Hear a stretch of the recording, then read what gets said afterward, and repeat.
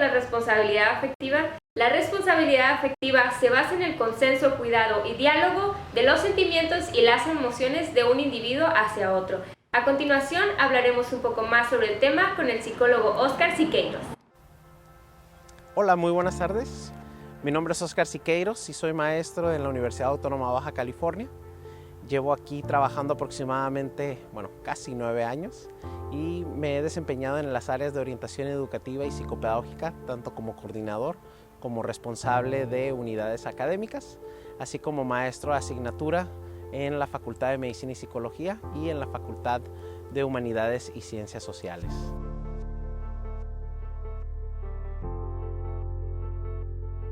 Bueno, las emociones son unos procesos complejos que se dan de manera relativamente sencilla, por así decirlo, en cuestión de que son reacciones que tenemos tanto de manera fisiológica como conductual, así como psicológica, a diferentes situaciones que nos pasan.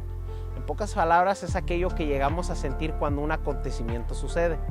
Las emociones en general tienen funciones tanto adaptativas como emocionales, ¿no?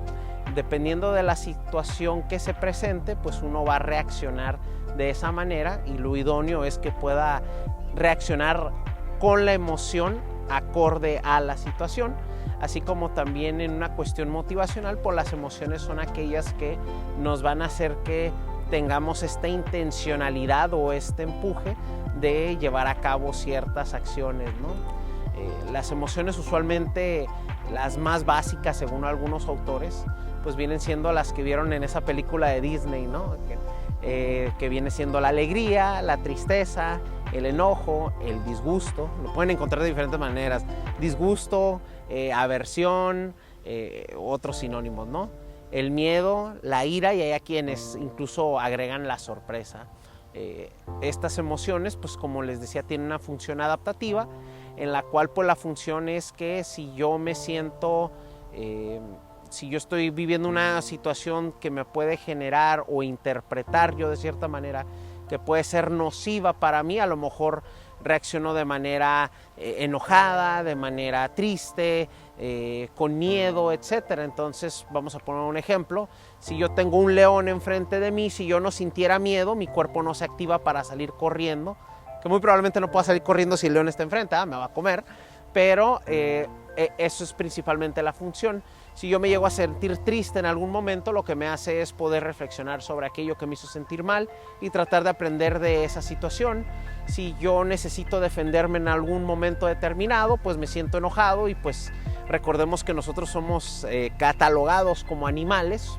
Los animales también tienen emociones, por ende, en una situación amenazante, si yo me estoy lo suficientemente enojado, yo puedo tomar la decisión de automáticamente defenderme de alguien más, ¿no? Así como también si yo experimento algo que me causa mucho placer, que me hace sentir sumamente bien, eufórico, pues experimento la alegría, y lo que hace esta emoción es que yo quiera volver a repetir estos momentos o estas situaciones que me generan este gran bienestar y esta gran felicidad, ¿no? Entonces, a grandes rasgos, esas son las emociones.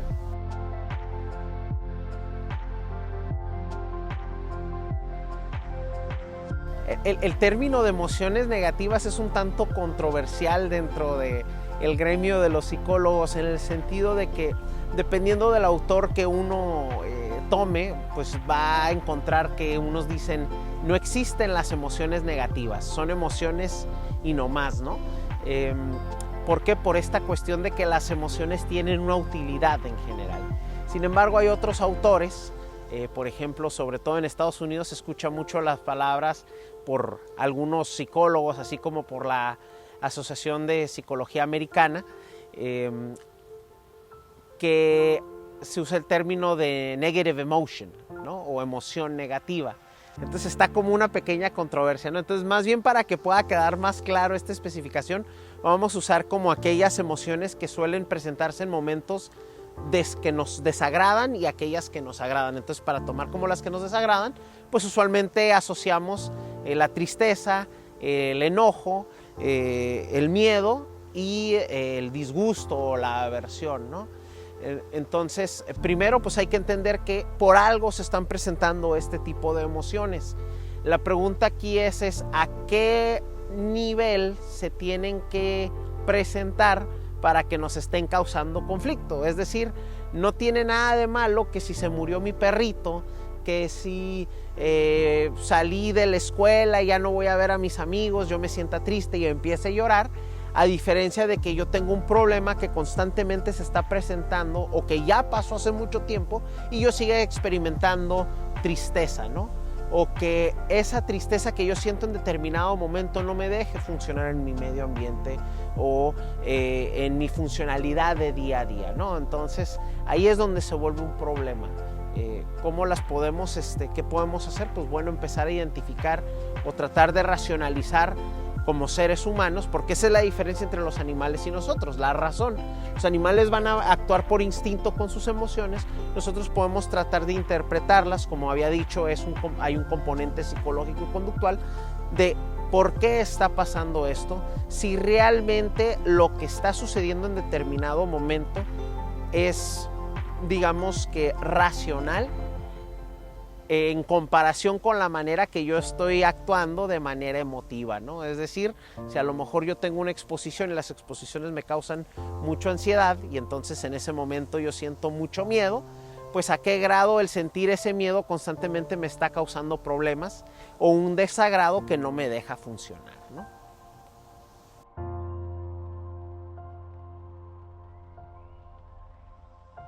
Puede ser un factor que influye en el sentido de que no precisamente por ser más inteligente emocionalmente vas a tener un mejor desempeño académico y no por tener un mejor desempeño académico vas a ser emocionalmente más inteligente.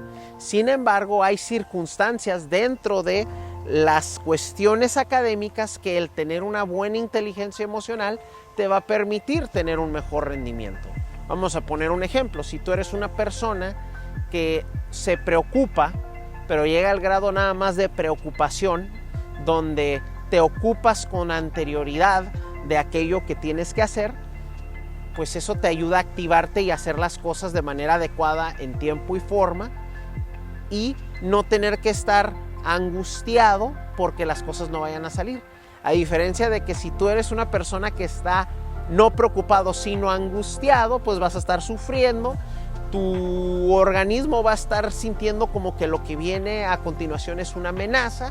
Al sentirte amenazado vas a querer reaccionar con cierto miedo, al actuar con miedo pues se va a activar tu cuerpo, va a aumentar tu presión sanguínea, tu foco de atención va a estar en la amenaza, te vas a sentir tenso, tu energía se va a desgastar o se va a concentrar principalmente en eso y luego va a causar un desgaste, por ende no vas a poder rendir adecuadamente. Entonces lo que pudieras hacer, no sé, vamos a poner un ejemplo medio absurdo, si tú puedes redactar sin ningún problema 10 páginas en 5 horas, si tú estás demasiado tenso, a lo mejor en esas 5 horas tú ya acabas completamente quemado, hastiado y eventualmente si tienes otra tarea como los trabajos finales, ya estás, perdón por la palabra, ¿no? Pero ya estás completamente tronado y no puedes tener el mejor desempeño posible porque no pudiste tener un buen manejo de tus emociones en un momento determinado. Entonces, sí afecta el rendimiento, pero hay circunstancias donde lo podemos observar. No va directamente relacionado, pero hay situaciones en las cuales es clave la inteligencia emocional para tener un mejor rendimiento académico.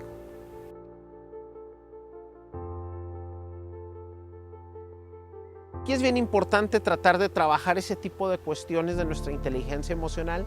Por lo regular yo recomiendo, ¿no? Acércate al departamento de orientación educativa o de psicopedagogía de tu escuela o en determinado momento acude con un especialista, ¿no? En este caso un psicoterapeuta. Las personas que suelen tener un desempeño académico menor en determinado momento pueden llegar a sufrir en una cuestión psicológica o emocional y eso si no se trata se puede convertir en un ciclo vicioso en el cual pues bueno la persona va a tener un fracaso y luego puede que tenga otro y luego otro y otro y otro y otro y entonces le cause un malestar lo suficientemente significativo para que su bienestar psicológico se vea afectado y su funcionalidad y su rendimiento también lo sea, ¿no? Entonces aquí hablando de una cuestión de motivación, pues lo que hay que ver es que bueno, las calificaciones no nos definen como seres humanos en nuestra totalidad. Es un ámbito nada más, ¿no? Pero no porque yo saque una mala calificación significa que soy un mal alumno. Si yo soy un mal alumno en determinado momento, no significa que sea en todas las materias, o no significa que yo sea un fracasado, o no significa que eso minimice mi valor como ser humano, etc. Entonces hay que poner las cosas y clarificarlas cada una en su lugar. Aparte, para esta cuestión de la motivación, lo que hay que tratar de ver es, bueno, ¿a qué le atribuimos ese fracaso, por así decirlo, en el momento que sucedió, ¿no? Hay cosas que dependen de mí, hay cosas que no dependen de mí. ¿Qué tal que saqué un 5 en el examen porque llegué barrido súper tarde, porque en Tijuana se hace el tráfico y el profe no me dejó hacer el examen con el tiempo que tenían mis compañeros? Nada más tenía 20 minutos para acabar el examen y solo pude contestar todas bien, pero nomás la mitad, y entonces tengo un 5, ¿no? Entonces eso hace que yo repruebe, y yo me siento mal por haber reprobado, pero no estoy analizando todos los elementos que están de por medio. Si a lo mejor yo tuve un pariente que tuve que cuidar, o alguien que estaba enfermo y no pude estudiar lo suficiente, tampoco eso me va a hacer un fracasado, son circunstancias. Y lo que hay que tratar de hacer es que a los estudiantes no se fijen en su desempeño, sino que se fijen en su nivel de dominio. No se fijen en que la calificación es lo más importante, sino lo que se aprende, y que más allá de la recompensa extrínseca, que es el obtener un 10 en la boleta, que sea el aprendizaje y el placer de estudiar lo que nos mueve y nos motive a poder alcanzar nuestras metas. En este caso, no el 10, sino un aprendizaje mucho más significativo.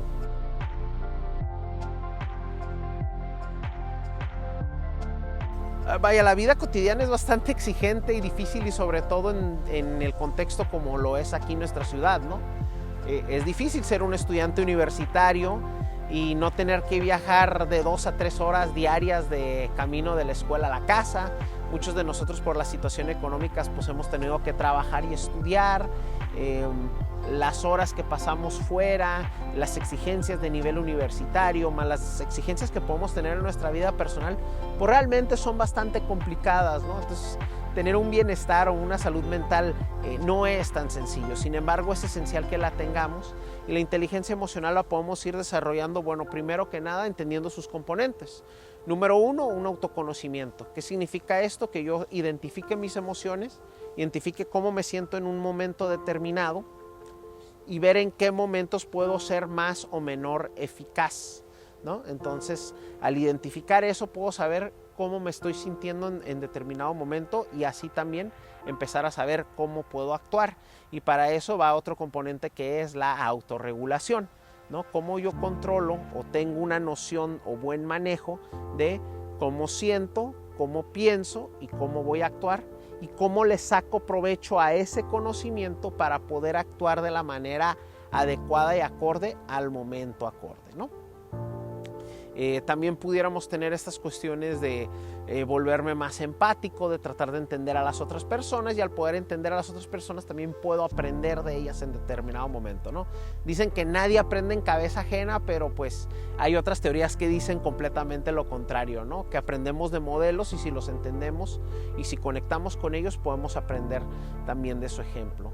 También tenemos nuestras habilidades sociales, que si nosotros nos encontramos emocionalmente bien en nuestras relaciones con las demás personas, nuestro bienestar general también se va a encontrar, pues ahora sí que en un mejor estado, y a su vez, al estar en un mejor estado nuestro bienestar, pues la manera en que nos podemos desempeñar en la vida diaria, pues también va a estar pues más enriquecida. Y así los componentes de la inteligencia emocional, al conocerlos y al poderlos aplicar, pues nos pueden ayudar a mejorarla, y si necesitamos ayuda, pues siempre recurrir a un experto para mejorarla.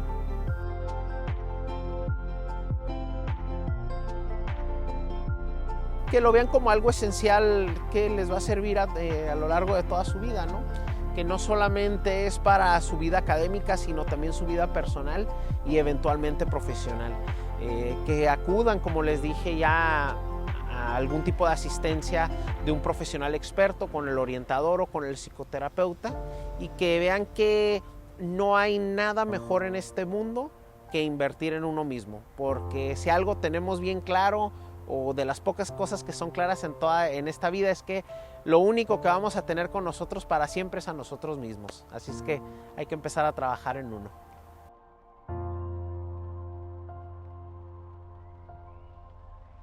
Y bueno, pues agradezco a la Facultad de Humanidades y Ciencias Sociales por la invitación a esta facultad que le tengo tanto cariño, tanto amor, aquí a mi casa. Y pues bueno, espero verlos próximamente por aquí, muchachos. Un saludo a toda la comunidad estudiantil. Y esto fue todo por el capítulo de hoy. Recuerda seguirnos en nuestras redes sociales como la Facultad de Humanidades y Ciencias Sociales, así como comprender y empatizar con los demás, pero sobre todo sensibilizarte. Hasta la próxima.